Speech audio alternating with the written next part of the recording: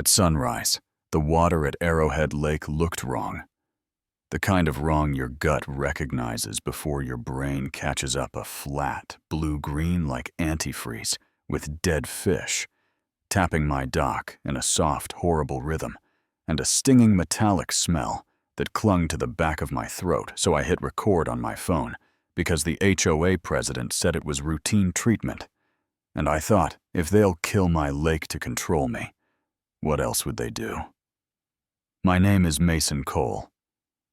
I'm 40. I install solar for a living and grew up on this patch outside Cedar Ridge, Georgia, where my grandparents taught me to cast at dawn and fix things with my hands. And for most of my life, the lake was quiet and clean and steady zen. Silver birch meadows rose up around me like a manicured wave. 800+ homes, jogging strollers, lawn crews, a whole new world, circling a dock my family has maintained since the 50s.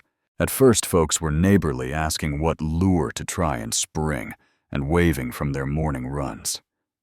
Then Cassandra Vale moved in the kind of person who says, "Good morning," like she's entering it into evidence. 47 law degree, a smile with all teeth and no warmth.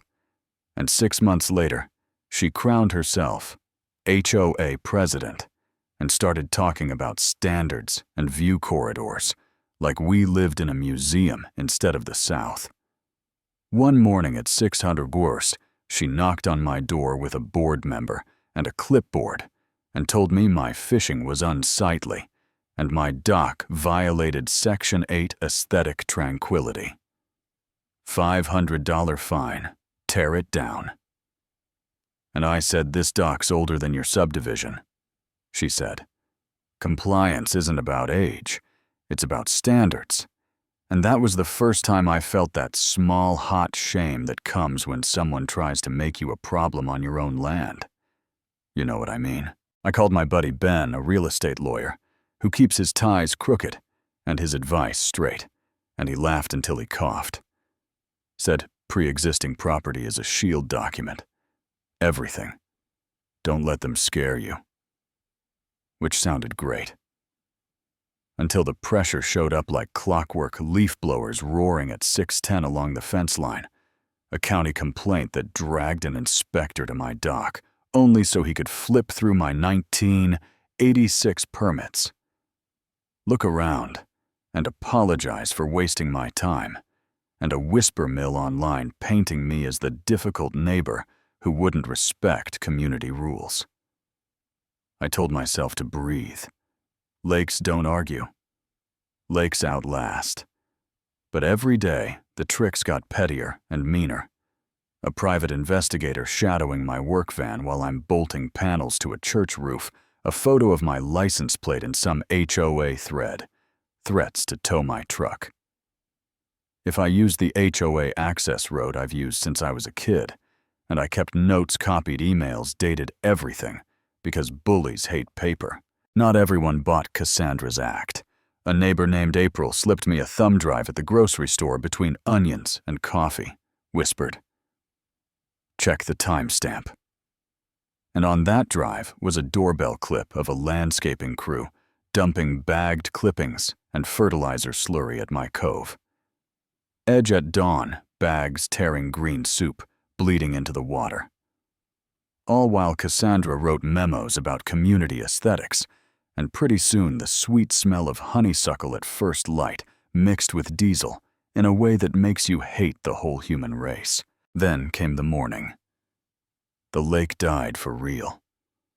I stepped onto the dock, and the water was that sick electric blue-green fish everywhere, eyes clouded, bodies knocking the pilings. So I called the county environmental line with hands shaking harder than I'd like to admit.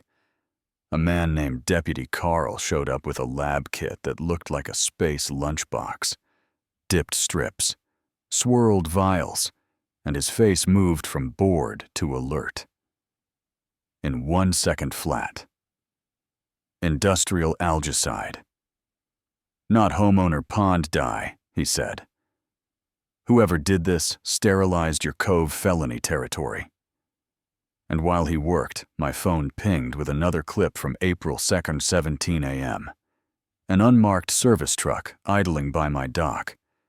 Two figures in coveralls running hoses over the rail 26 minutes to erase 70 years of family mornings. And I sat down on those planks and cried quiet and ugly, because grief breaks you before it sharpens you. After the breaking came the sharpening. I went to the courthouse that smells like paper and old coffee and found a retired clerk named Lorraine, who knows everyone's grandparents by first name. We dug through boxes until we pulled the deed and a carbon copy attachment. My grandfather tucked away like a secret surface and subsurface water rights to the spring system, feeding Arrowhead Lake and the channels running north under the ridge in perpetuity.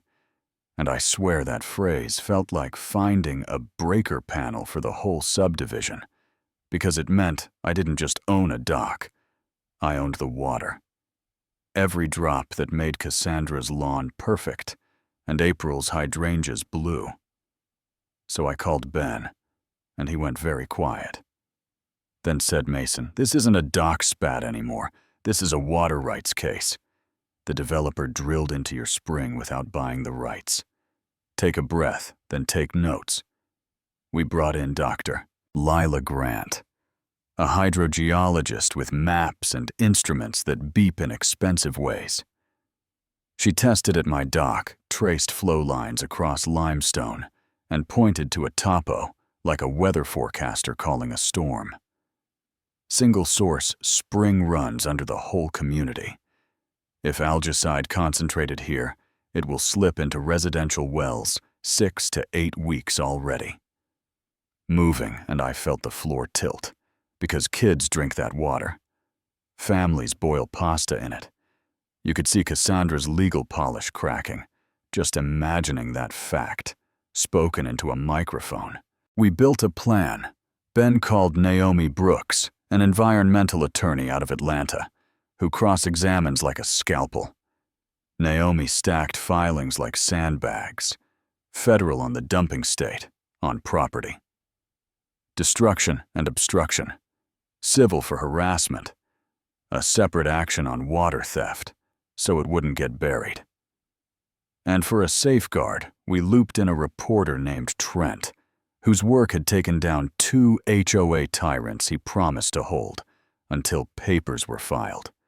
Then hit publish everywhere, because if Cassandra tried to bury it, the internet would dig it up with a backhoe. Yeah, that happened before. Cassandra did what people do when the walls inch in. She smiled bigger and got meaner. Posted a resident's memo calling the taste a seasonal mineral shift. Proposed a $500 special assessment for emergency upgrades. Sent me a cease and desist letter for telling folks not to drink from their taps. Then showed up at my porch at sunset, in jeans and a silk blouse with a leather briefcase that smelled like a department store. Said we can settle this. Like reasonable adults clicked the latches.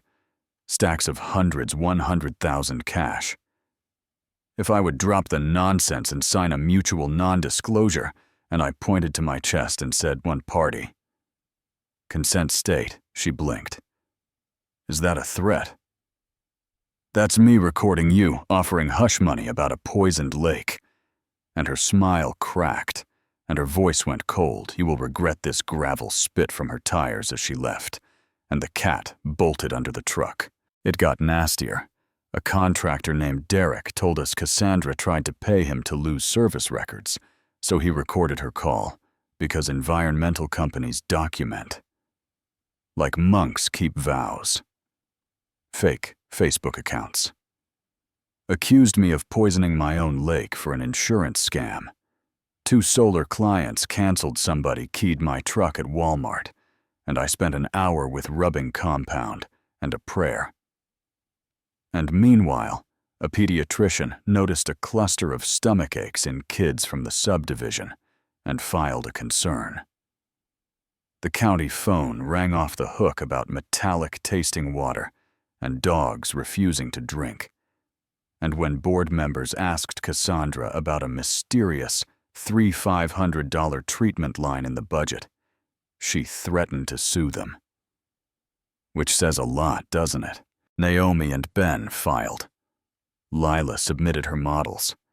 Carl coordinated with the EPA, and the morning the EPA vans rolled in, residents stood on porches in pajamas, holding coffee and fear, while agents went house to house with cases of gear samples. Came back bad copper compounds, trending up in wells. An advisory went out, telling folks to avoid drinking. Tap water, real estate listings vanished. Group chats lit up, and the board called a town hall at the community center that smelled like burnt coffee and nerves. Standing room only, cameras in the back, deputies at the exits. Cassandra on stage with makeup flawless and eyes darting like she lost her script. The EPA specialist spoke first. No sugar red numbers on a map that glowed from my cove. Outward industrial algicide, introduced to Arrowhead Lake, flow through limestone channels into private wells. Avoid tap water until further notice. And when someone shouted, "Who did this?" she said, "That's under investigation," and glanced at the stage for half a second. That felt like a year. Then they called me, and I walked up with papers that didn't shake because I was done shaking. Told them I'm the guy who apparently ruins view corridors at dawn. My grandparents bought this place in the 50s. This is our home. Someone dumped chemicals and killed the fish, and now it's in your wells. The EPA confirmed that. And here's what they won't say, because it's not their lane. Held up the attachment that said, "Water rights." In perpetuity. Explained in plain English, that I legally own the water that has flowed to taps here for 15 years. The room went storm loud, then confused quiet. Cassandra popped up and called it slander.